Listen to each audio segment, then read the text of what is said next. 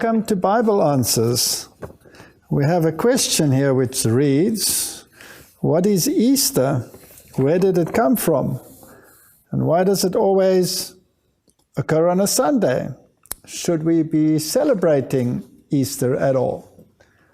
Well, Easter is the feast that Christians today celebrate as the day of the resurrection of the Lord Jesus.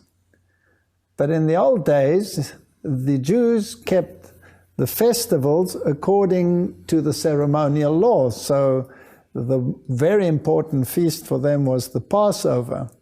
And this was determined by the sighting of the moon. So the moon cycle determined on which day this feast could occur. So it could occur on any day of the week.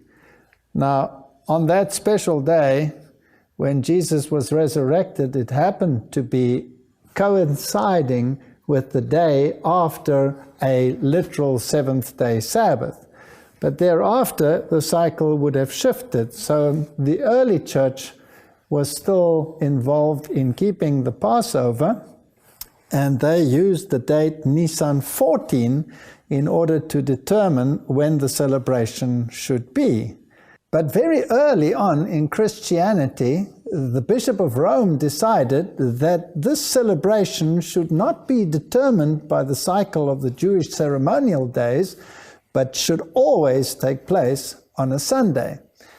And he made a law that it should always take place on a Sunday, and also banned anyone who didn't practice that which he preached.